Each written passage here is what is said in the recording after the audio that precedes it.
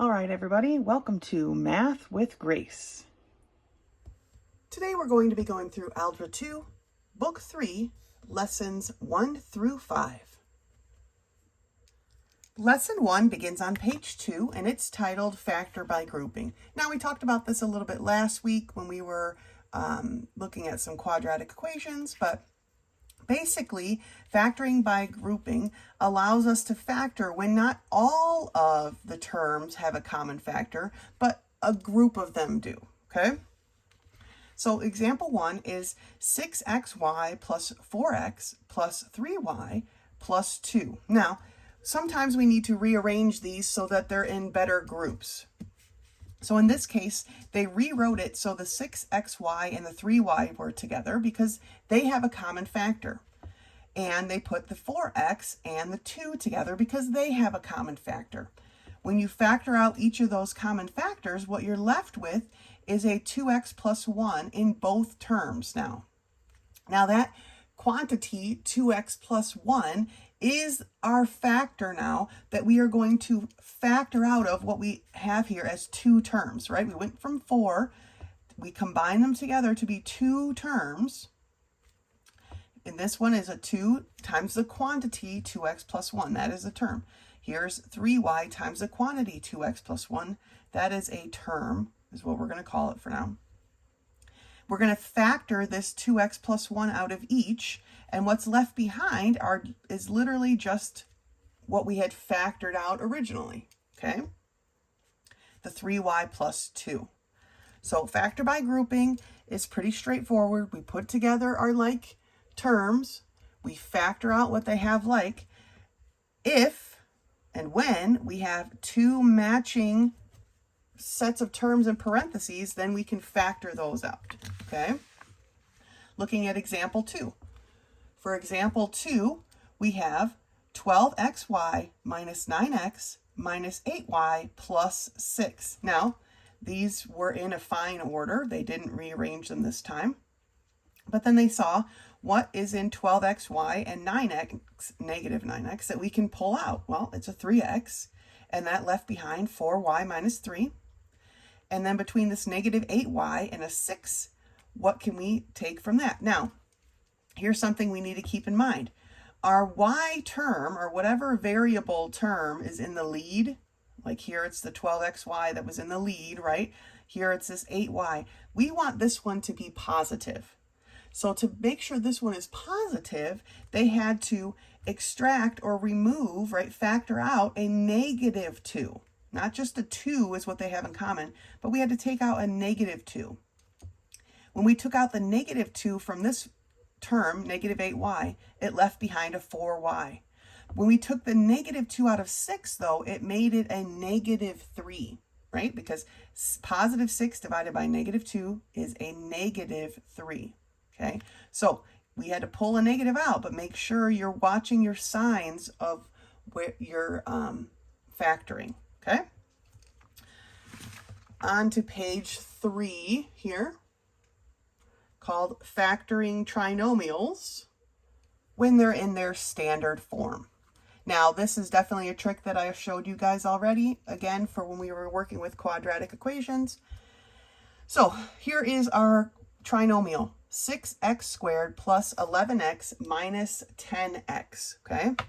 And they want us to factor it, but to try to factor when we have a quadrilateral, or not a quadrilateral, a quadratic term that is bigger, has a coefficient larger than 1 or 2, and a fairly large constant, makes it very difficult, okay? So the trick is you take the quadratic coefficient and you multiply it by the constant. Okay, so that's what they did here. 6 times negative 10 is negative 60. Now, you look for the factors of negative 60, and they've listed them all here, and there's obviously a lot, right? You look at the factors of negative 60. I just like to use my calculator, and I just go down the line, right? It's not 1 in 60, but we need to find the two factors that are going to add together to give us 11, right? So I would take 60 divided by 2. No, it's not 2 and 30. 60 divided by 3. No, 60 divided by 4, right? Just kind of work your way down. You can see that 4 and 15 are going to be the correct ones. We just need them in the correct positive negative order because we need a negative 10. So one of them has to be negative. But my 11 is positive, so the 15 needs to be positive. The 4 needs to be negative, okay? And then we rewrite that, matching up our pairs like we did on this other page, okay? They match the 6 and the 4 and the 15 and the 10. So 6x squared minus 4x plus 15x minus 10, okay? If we combined our like terms, we would be right back where we started. So we haven't changed the equation at all, okay? All we've done is taken that linear term, that 11x, and we've split it apart into two pieces. That's all we've done. But now we can factor. What common factor does 6x squared minus 4x have? Well, it has 2x in common, leaving behind a 3x minus 2. What factor do 15x minus 10 have in common? It has a 5, right? So we factor out the 5, leaving a 3x minus 2. They both have a 3x minus 2, so we factor that out, which leaves behind a 2x plus 5. Okay? And you could check it by distributing, FOIL methoding it all back together again. But if you follow these steps carefully, you're probably doing well. If you got to this step and actually had a match, you probably have it right.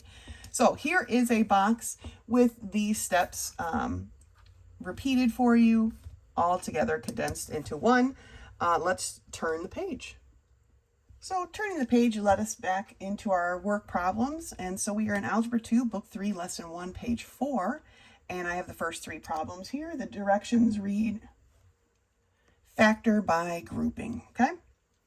So problem number 1, 6xy plus 4x minus 9y minus 6. So we've got to think about this in a way that we can work this out. Now, I'm going to leave it in the order that it's in because it seems like a decent grouping to me. So I've got 6xy plus 4x plus negative 9y minus 6. All right, so my first set of terms. What am I factoring out? What do they have in common? Well, they have a 2 and an x in common, right? Left behind is 3y plus 2, okay? Now, for my next set of terms, negative 9y minus 6, what do they have in common that I can factor out? Well, it's going to be a negative because we want this y here to be a positive. It's going to be a negative 3. Bringing out a negative 3 leaves me 3y and plus 2. Okay? Remember, pulled out the negative, so these two terms now are going to be positive. Now, these both have a 3y minus 2, so we just write 3y, or not minus, plus 2. And then in the second set of parentheses, we write what's left over sitting here, 2x minus 3. It's that simple, okay? Once we pull our 3y minus 2 out, it's just as simple as writing what's left behind here, all right? Let's look at number 2. We have 4xy minus 3x minus 4y plus 3. Now, these need to be rearranged, right? My 4 and my 3 don't have anything in common. I'm not going to be able to factor anything out, but my 4s have stuff in common, right? And so do my 3s. So 4xy minus 4y plus negative 3x plus 3. Okay? Now for these first two terms, obviously they have a 4 in common, but they also have a y in common. So when I pull that out, I'm left with x minus 1. Don't forget that this is a 1, right? 4y divided by 4y is 1. Over here, I'm going to pull out a negative 3, and what's left behind is x minus 1, because positive 3 divided by negative 3 is a negative 1, okay? Now they have that x minus 1 in common. I'm going to take that out, and what's left behind is the 4y minus 3. And we have successfully factored, okay? Good job. Number 3, 2xy plus 3x plus 4y plus 6, okay? We need to rearrange these, right? My 2 and my 4, my 3 and my 6. So 2xy plus 4y plus 3x plus 6, okay? Now, what does this have in common? Our first two terms, they have a 2y in common. So I'm left with x plus 2. And the second set of terms has only a 3 in common. And I'm left with x plus 2, okay? They both have this x plus 2. So when I factor out x plus 2, I'm left with 2y plus 3. And we factored, okay? Great job. Let's look at problems 7 through 9. Problem number 7 is 4x squared plus 8x minus 5. For these problems, they want to factor by identifying factor pairs, okay? And what that means is breaking apart the linear term. That's what they want you to do. So to figure out what we need to break it into, we need to take our quadratic coefficient, which is 4, and multiply that by our constant, which is a -5. And we end up with a -20. So now what factors of -20 are going to add up to give us 8? One's going to be positive, right? One's going to be negative. It's the only way for us to get a negative answer.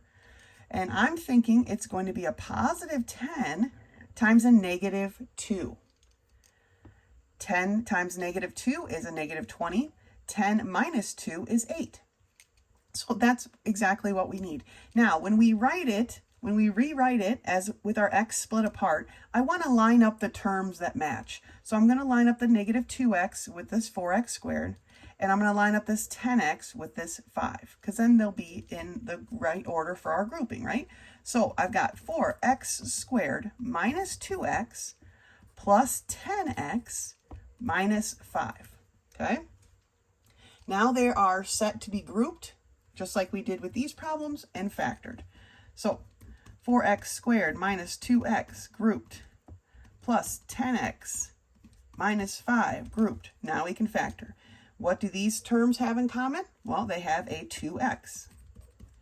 And that leaves 2x minus 1. Okay?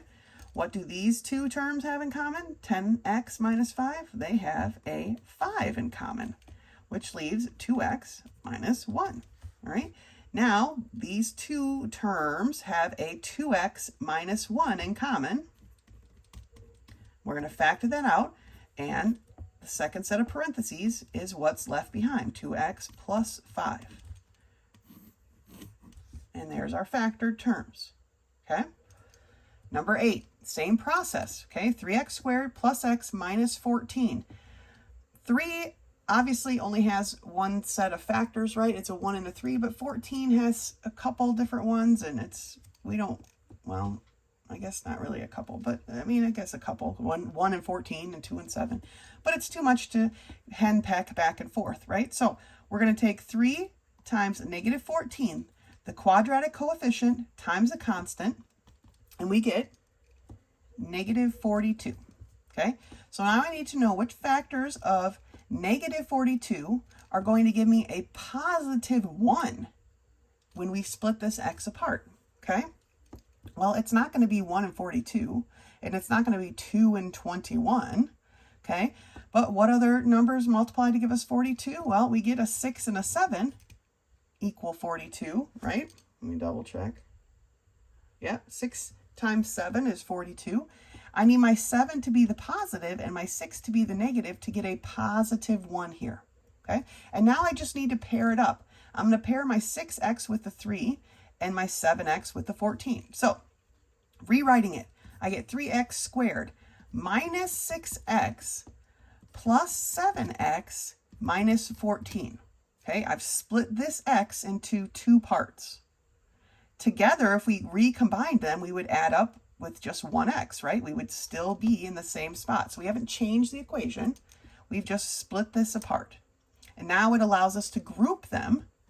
I'm going to kind of just cheat and group it like that. And factor, okay? So what does 3x squared and a -6x have in common? Well, they have a 3x in common, okay?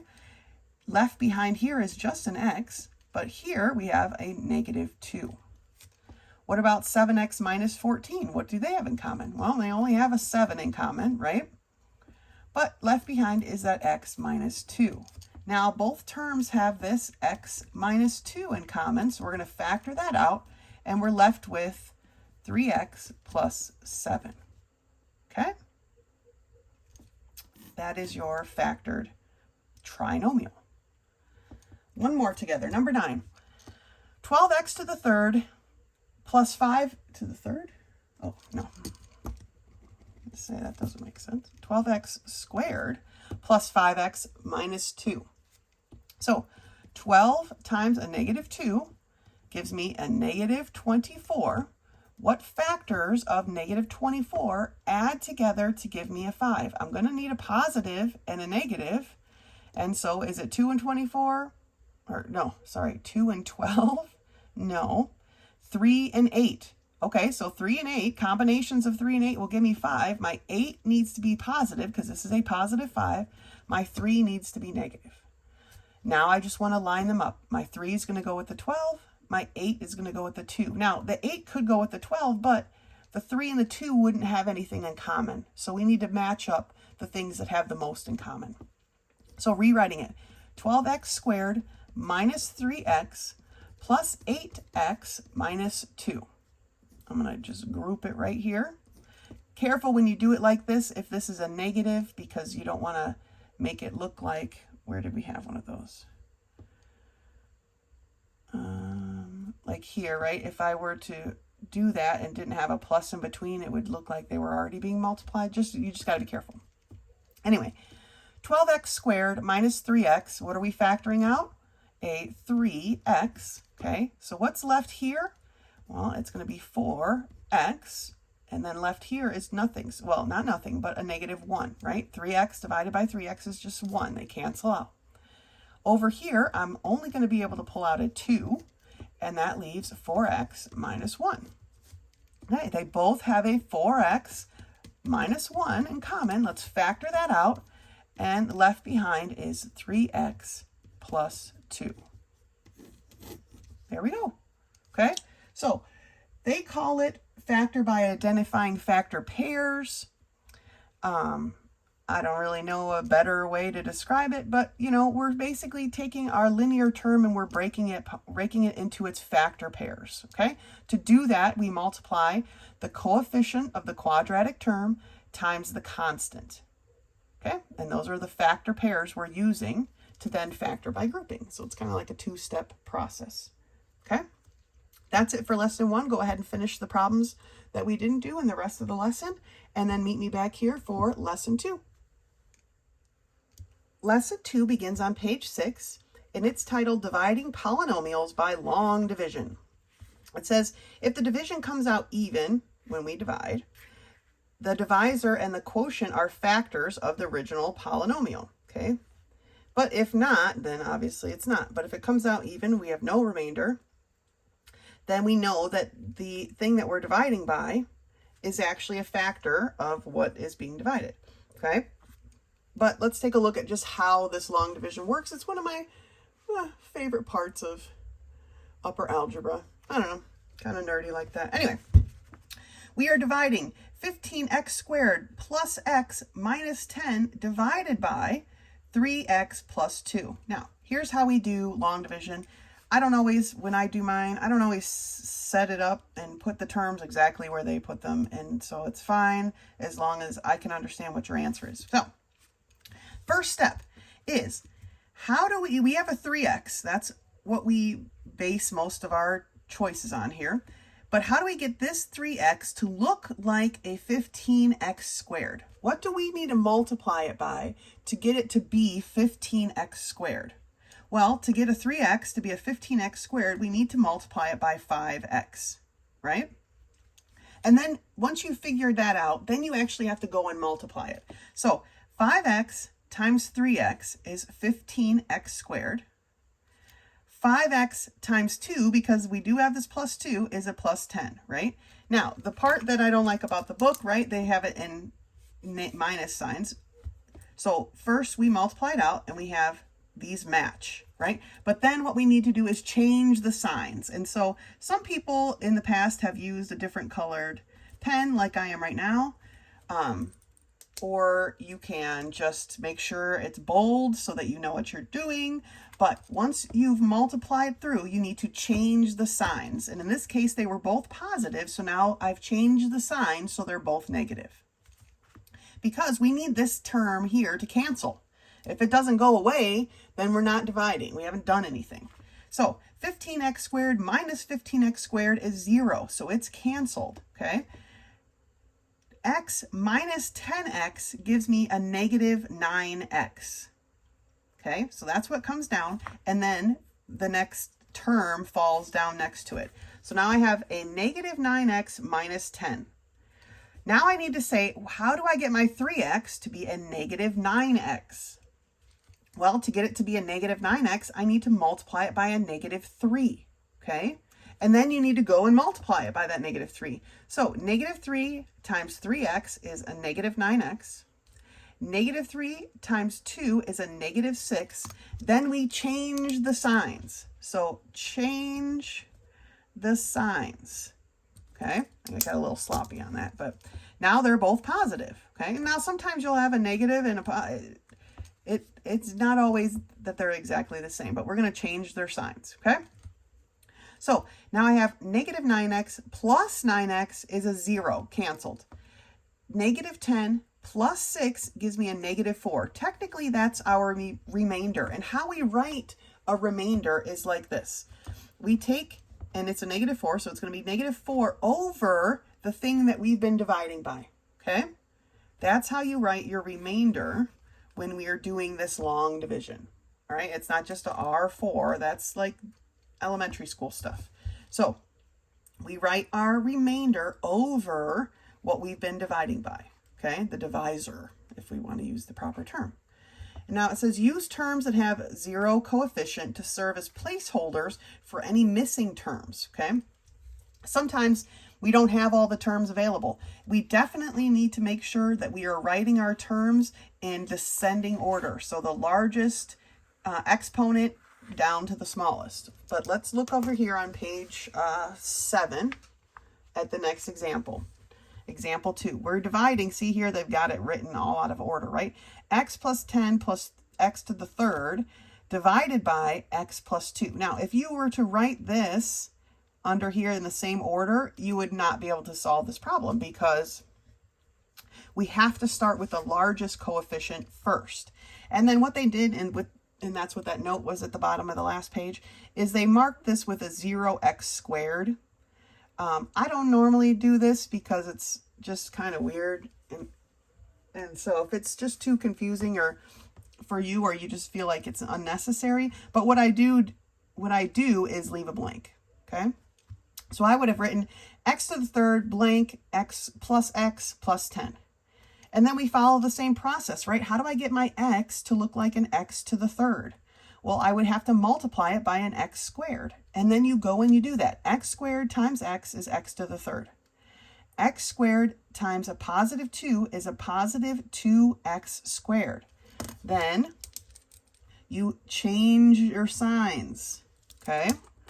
When you've changed your signs, then you add or subtract. So x to the third minus x to the third is 0. We did a good job, it canceled. This is basically 0 minus 2x squared gives me a negative 2x squared. Now, how do I get my x to look like a negative 2x squared? Well, I multiply it by negative 2x. Then I go and I actually multiply it. Negative 2x times x gives me a negative 2x squared. Negative 2x times a positive 2 gives me a negative 4x. Then I change the signs, okay? So negative 2x, so I'm up here, plus 2x is 0. They cancel out. That's perfect. X plus 4x is 5x. My 10 drops down, right? This x had dropped down from here. Now I have 5x plus 10. Well, how do I get my x to look like a 5x? Well, I would multiply it by 5. And now I'm going to. 5 times x is 5x. 5 times a positive 2 is a positive 10. Then you change the signs, okay? 5x minus 5x is 0. Perfect. 10 minus 10 is 0. So we actually have a factor. What we divided by, this is our answer up here, right? What we divided by, this 2, or x plus 2, is actually a factor of x to the third plus x plus 10, okay? And there we have it. All right, so let's do some of these together. So we are in Algebra 2, Book 3, Lesson 2, page 7. Problem number 1 is x to the third plus 2x minus 16 divided by the quantity x minus 2. So I like to leave myself plenty of space up here, but I have x to the third, then I have no x squared, 2x minus 16 divided by x minus 2. All right, so here's how we do the division. How am I getting my x to look like an x to the third power? I need to multiply it by an x squared. Now I do the multiplication. X squared times x is x to the third power. X squared times a negative 2 is negative 2x squared. See, I just leave it blank. You could put the 0x squared there, however you want to do it. Okay, then I change the signs. Now I just do it with pencil, but I make it nice and bold so that it's obvious. Okay, now x, and you need to change the signs of both terms. Remember, there's always going to be 2 down here. You need to change the sign of both. X to the third minus x to the third is 0. There's nothing here, so I just have a 2x squared. This 2x drops down, so plus 2x, okay?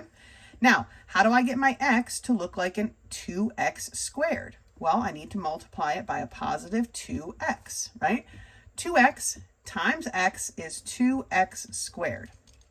2x times a negative 2 is a negative 4x.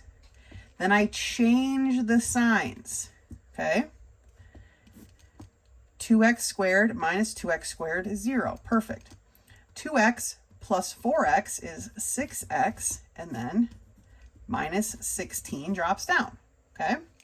How do I get my x to look like a 6x? Well, I multiply it by 6. 6 times x is 6x.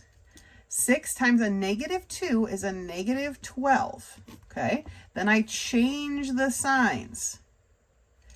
6x minus 6x, 0. Negative 16 plus 12 is a negative 4.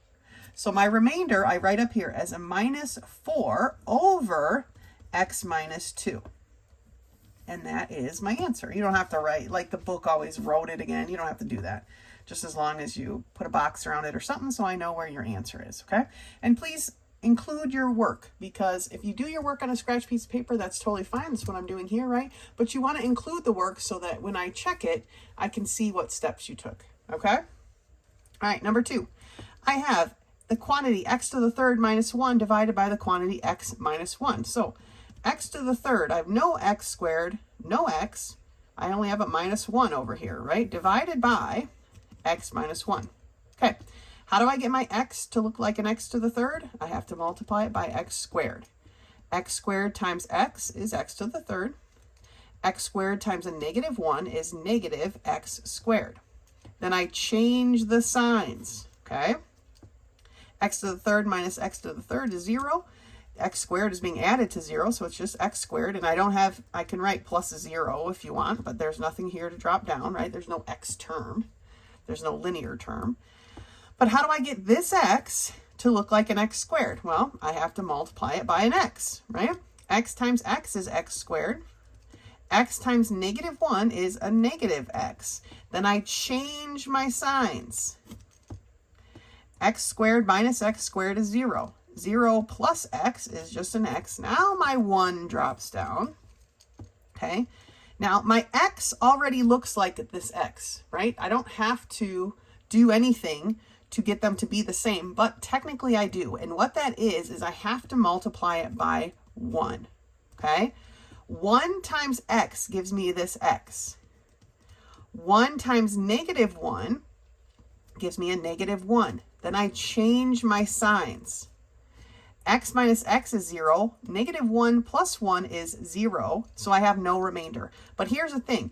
If I didn't do this plus 1 part, then I wouldn't be done. We're not done until there's only one term left. And in this case, it's a 0.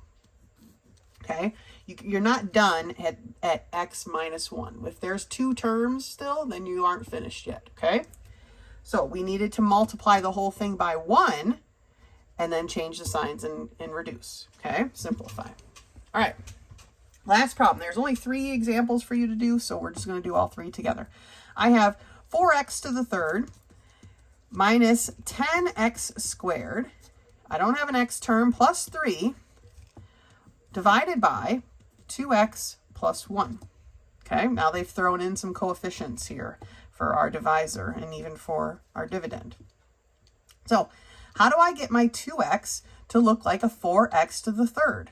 Well, I would have to multiply it by 2x squared, right? 2x squared times 2x gives me 4x to the third. 2x squared times 1 gives me a 2x squared.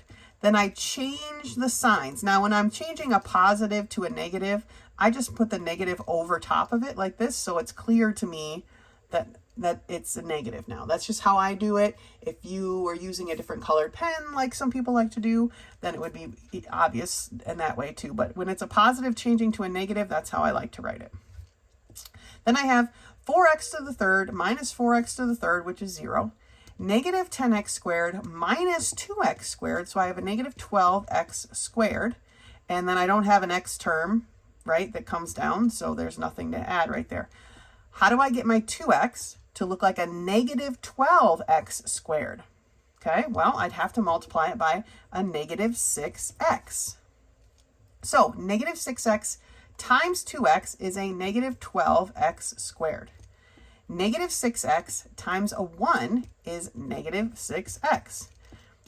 Then I change the signs, okay? Got to remember to change the signs. Negative 12x squared plus 12x squared is 0. 6x plus 0 is 6x. Then my 3 drops down. Remember, we want to keep them in order, right? Now, how do I get my 2x to look like a 6x? Well, I'd have to multiply it by 3, right? 3 times 2x is 6x. 3 times 1 is 3. Then I change the signs, okay?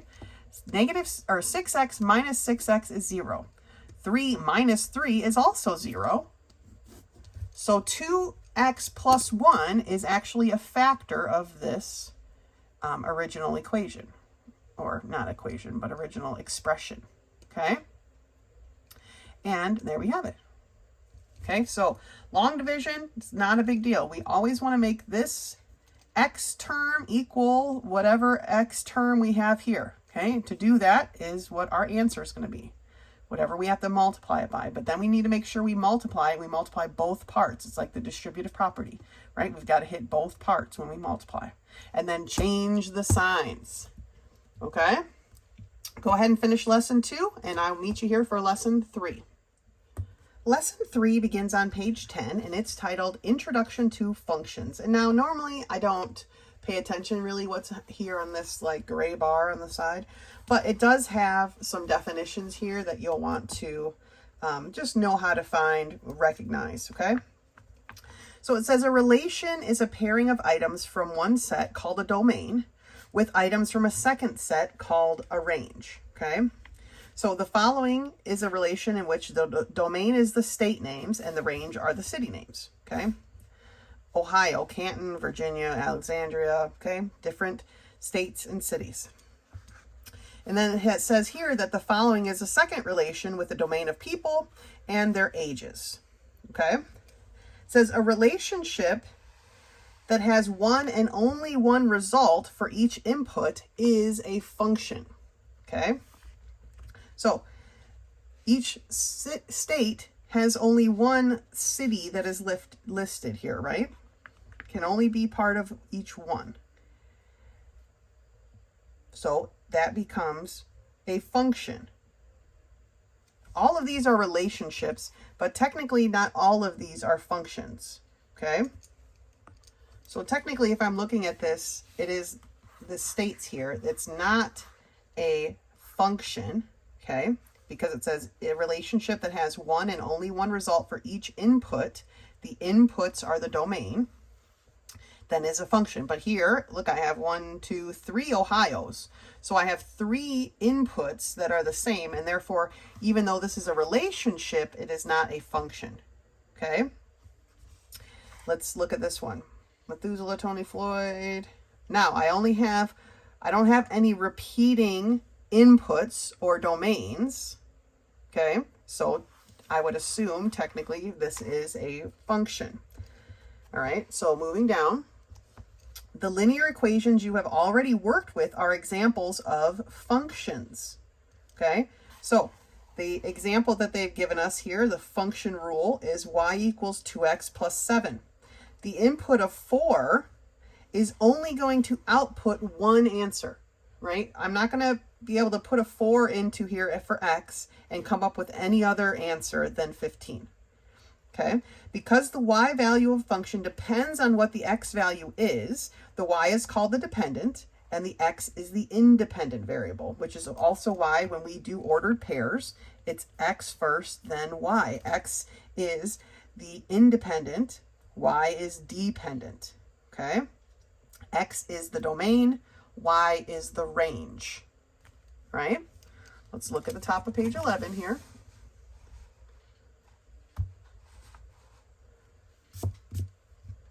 Okay, top of page 11, we read that in a function notation, y equals 2x plus 7, we would write it as f of x equals 2x plus 7. So we're not really changing it all. It's just that our y, now instead of writing a y, we write f of x, or f parentheses x. All right? And we can have multiple ones here. They show a g of x and h of x, right? It says to evaluate a function, we substitute the given value for x into the function. Right, so if they want us to evaluate f of x equals 3x minus 2 when x equals -2, 0, and 5, we simply put those into the function. So for the first one, -2, we would rewrite it as f of -2. So when x is -2, then 3 times -2 minus 2 would be -8. Okay? So f of 2 is -8. Here we have our f of x is 3x minus 2, same one, except this time our x is 0. So f of 0 is -2. See how we're going through there? Okay, so it says down here, because no x value in a function can ever be paired with more than one y value, graphs of equations clearly show if the equation is a function. We can tell very clearly by looking at the graphs. I assume those are going to be on the next page. Here is the vertical line test, but we'll talk about that once we flip the page. So here at the top of page 12, we are checking these functions, okay? As you can see, we've got several different functions, or several different relations, sorry. These two are functions, but these two are not. And so the vertical line test says, I just have a scratch piece of paper here. If you, and this is my line, right? These lines here are just the vertical line test, they did it on there. But if you were just to push a piece of paper across your line, which is this angly line, you would see that it doesn't cross at any more than one place. Same with here. Even though these are going to start going very, very steep up, I always hit my piece of paper edge at only one point, okay? But now these two down here, while they're relations, they're not functions, because as I draw my piece of paper across, here I'm hitting this ellipse at 2 points, okay? And then same here with this parabola, right? I'm hitting it at 2 points, so those are not functions. So that's the vertical line test. Can you slide a piece of paper across it and only hit 1 point at a time? And in the case of the two on the bottom, the answer is no. All right? So what is the domain of a function? It says the set of possible input values, the x's, is the domain of the function. Okay? So in y equals 5x plus 3, our domain is all the real numbers, because we can put any real number in here for x. So that is the domain, is all real numbers. But sometimes the domain has limits.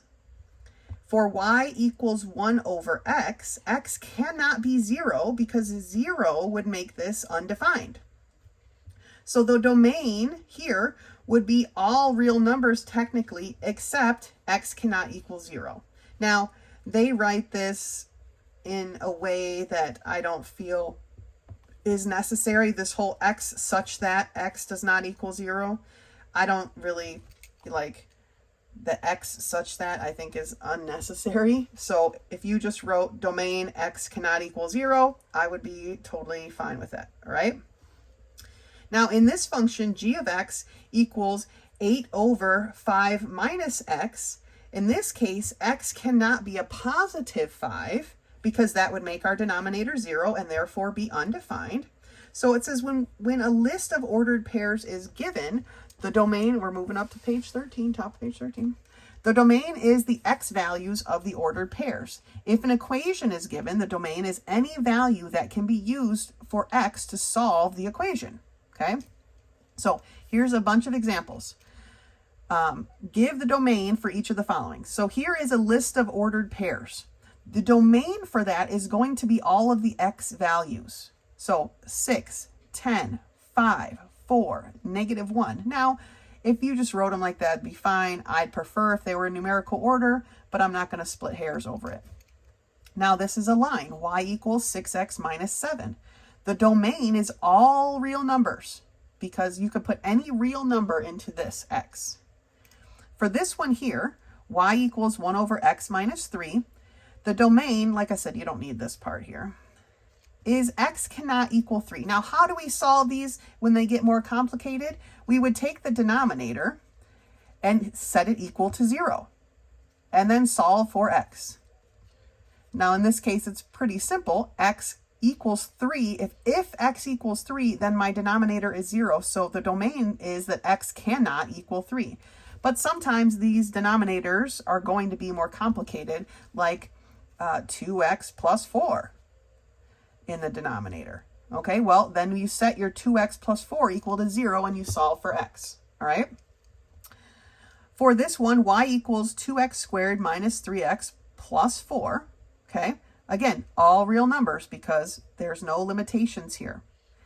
But for this one, y equals the square root of 2x, okay? Our domain is that x has to be greater than 0, right? Even though we already learned about imaginary numbers, when we're putting stuff on a plot, we're plotting functions and relationships, we cannot have a negative in here. So it has to be greater than or equal to 0. We can have a 0 in here, but we cannot have a negative number. So our domain is x has to be greater than or equal to 0. Therefore, we stay in the positive territory, okay? So it says the domain of a graph is the set of all the x values represented by the line. So again, now we're talking about they're giving you a graph and they want you to tell them the domain. For here, okay, my domain, obviously I stop right here, so my x isn't going into negative values at all. It looks like it's equal to 0, so my x has to be greater than or equal to 0. For this one here, x is only going from here to here. Here it's not equal, but here it is, right? Open dot, solid dot. So I have -1 is less than x, which is less than or equal to 3. That's my domain. It's only the spot in between these two x values, okay? Now here, my domain is, since these lines go on and on forever, amen, my domain is all the real numbers, okay? Nothing's crossing over, all real numbers. So let's evaluate some of these functions and take a look at this, maybe this vertical line test. No, we won't do the vertical line test, but we'll do some problems on the next page. All right, but let's take a look at these first few problems. All right, we're in Algebra 2, Book 3, Lesson 3, page 13, and problem number 1. Problem number 1 is that f of x is equal to 3x minus 4, and they want you to solve for when x is -1, 0, and 5. So we need to find first f of -1, so that's going to be 3 times -1 minus 4, okay? So 3 times -1 is -3. negative 3 minus 4 is negative 7. So when x is negative 1, y is 7, right? What about f of 0? Well, that's going to be 3 times 0 minus 4, or negative 4. So when x is 0, y is a negative 4. What about f of 5? Well, 3 times 5 minus 4, or 15 minus 4, so 11. When x is 5, y is 11. Okay, that's what we're solving for when we do these kinds of problems. Let's look at number 2. F of x is 6x plus 7. They want you to evaluate for when x is equal to 2, 6, and 10. All right, so first one. F of 2 is equal to 6 times 2 plus 7. 6 times 2 is 12, plus 7 is 19. So when x is 2, y is 19. F of 6 is going to be 6 times 6 plus 7. 6 times 6 is 36, right? Plus 7 is going to be 43. So when x is 6, y is 43. And what about f of 10? Well, 6 times 10 plus 7 is going to be 6 times 10, which is 60, plus 7, so 67. So when x is 10, y is 67. All right, those are the ordered pairs that we're going to get from that setup. All right, let's turn the page now to page 14 and do a couple of those problems. So on the next page, for number 7 and 8, I'm going to slide my paper over here because they want us to name the domain for these two graphs. So graph number 1, they want us to name the domain for number 7. And then same for number 8, they want us to do graph number 2. Okay, so graph number 1, they want us to, like I said, they want us to name the domain. So my domain here, my lines go on and on forever, amen. So my domain is equal to, and I'm not really good with that bracket, so I just draw a squiggly line, and then all real numbers. Okay, that is the domain for the first graph. Now, for number 8, if we look carefully, we can see that this is not a function, right? But it still has a domain. So its domain is going to be equal to, but see here, my x doesn't go any further than this. So all real numbers, oh my gosh, real numbers, but x has to be greater than or equal to -2. Okay, so once we've met the x has to be greater than or equal to -2 part, it's all real numbers after that. Okay, as long as they're greater than or equal to -2. All right, so this is not a function, but it still has a domain. All right, number 9. It's given us a list of ordered pairs. So our domain is equal to this list of ordered pairs. Now, like I said, I like to put them in numerical order. So it's -2, 0, 2. That is the domain of this list of ordered pairs. Your x values. Okay. Now, what about number 10? Y equals 5x minus 3. This is a line. My x can be any real number. So the domain is equal to all real numbers. Okay, done. All right, so the domain is the input. It's what you're putting into the equation, right? Your range is your output. Domains are your x's, your ranges are your y's, okay? When we are doing our f of x, we just replace this f of x for the y. And then when we're solving or evaluating, we put what we're making the x into in the little parentheses. So now it's f of 2, and then we solve, okay? Great job. That's it for lesson 3. Go ahead and finish up the rest, and I'll meet you over here for lesson 4. Lesson 4 begins on page 16, and it's titled Graphing Quadratic Functions. All right, so we've been doing quadratic equations, but now we have a quadratic function, and this is its standard form. So a quadratic function is a quadratic polynomial set equal to f of x or y, and this is the standard form. It says all quadratic function's graph as a shape called a parabola. Sometimes it opens up, sometimes it opens down, okay? When the coefficient of the squared term is positive, okay, the coefficient of the squared term positive, the graph opens up.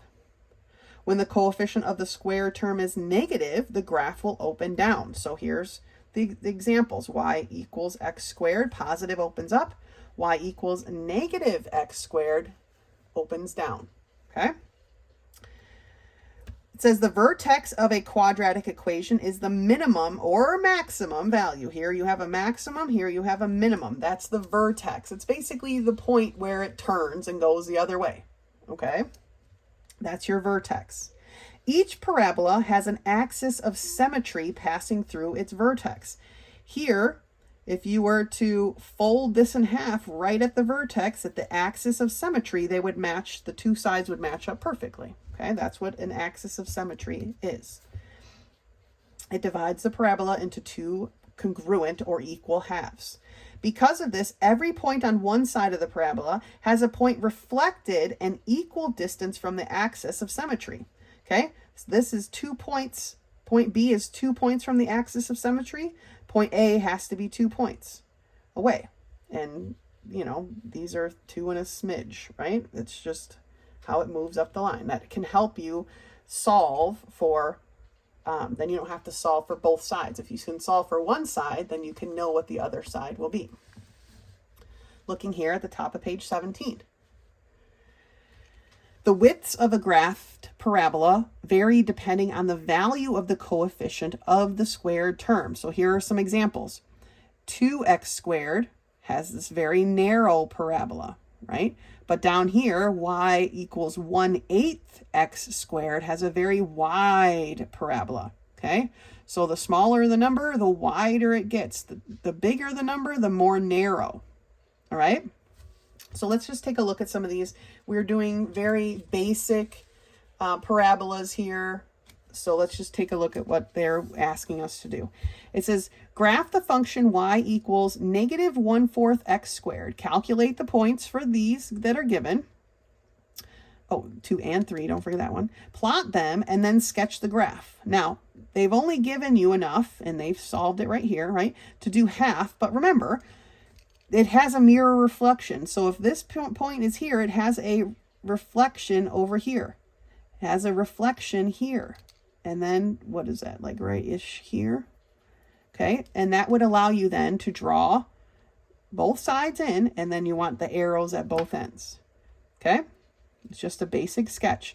I'm going to be more not looking at exactly where your points fall, but I'm going to be looking more at your math for these. Okay, so let's do these two problems together.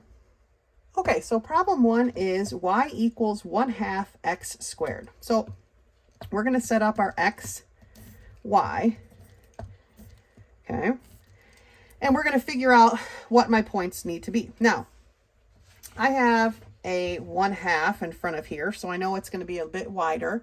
It's also positive, so I know it's going to be opening upward. So let's take a look at some numbers that actually help me, right? I know that the 0, 0 is going to be, because that is just my vertex. Like I said, these are very simple parabolas, so they're starting them all at the origin point. So let's pick another point that is fairly easy to graph, but I don't like graphing half points. So I'm going to pick a 2, okay? So when x is 2, 2 squared, right? 2 squared times 1/2. Well, 2 squared is 4. 4 times 1/2 is 2. So when x is 2, y is 2. Okay? Now, what about, I don't want to do 3 because then it gets me into half, so let's do 4. When x is 4, 4 squared times 1/2, right? That's 16. Divided by 2 is 8. So now we're getting into big chunk in numbers, right? 4 and 8. I don't really want to get much bigger than that, so let's double back and do the 1 that I didn't want to do, because 1 squared is 1, so that means my y is 1/2. Now, remember that my y-axis on these very simple parabolas is going to be the axis of symmetry, and I don't really need the negatives because we're not doing that in this one, right? It opens up, it's positive. So I wanted to make sure I left myself enough room. 1, 2, 3, 4, 5, 6, 7, 8. Perfect. And then I've got these over here. Now, eventually, we'll be moving these around the coordinate graph, right? Coordinate points, and moving the vertex and doing a lot more stuff. But for now, they're starting out very simple. So let's plot our point. I know I did the one last, but let's do the one first. So it's at 1, 1/2. So again, you're kind of estimating it. But if it's at 1, 1/2, then it's also at -1, 1/2. All right, that's that point of symmetry. I have a point at 2, 2. But if it's at 2, 2, it's also at -2, 2. Right? They're the equal distance away, even though my line isn't straight. They're equal distance away from that line of symmetry. Then if I have a point at 4, 1, 2, 3, 4, 8, which I marked way up here, then I also have a point at -4, 8. All right? So that's my parabola. You're just going to connect your 3 points on both sides. And that's the representation. Make sure you have your arrows at the end to show that it goes on and on forever. Amen. Okay. The next one is y equals -3x squared. Now, negative tells me I'm opening downward, right? But I still need to find my 3 points. So if x is 0, y is 0, we're still starting at the origin. It's just this time it's going to be all in the negative range, right? The negative y range. So x squared is 1, right? 1 squared is 1 times -3 gives me a -3. So when x is 1, y is -3. What about 2? X is 2, so 2 squared is 4. 4 times -3 is -12. Big right off the bat, right? And then let's do 3. 1, 2, 3. 3 squared is 9. 9 times -3 is -27. Huge. All right, so now you don't have to make your graph go actually down to 27. I'm going to try to keep this kind of simple and make each block, and it's still far, but make each block worth 2 points. Let's just say. That tells me that this is 1, right? I've got to cut these into halves just to try to save some space. So 2, 3, 4, 5, 6, 7, 8, 9, 10, 11, 12, 13, 14, 15, 16, 17, 18, 19, 20, 21, 22, 23, 24, oh, 25. I didn't quite make it. 26, 27. All right, there's my 27. Okay, so x equals 1, y equals -3. But if that's the case, because this is my axis of symmetry, right? Here's my vertex. Then I have when x is -1, y is also -3. Remember, this one's going to be very narrow because we have a big whole number here. Sorry, I was crooked. All right, when x is 2, y is equal to 12. 3, 4, 5, 6. So that's right here. And when x is 3, remember we want both. When x is 3, y is -27. My 3 was a halfway point. If it's at 3, -27, that's also at -3, -27. So here is my very narrow parabola.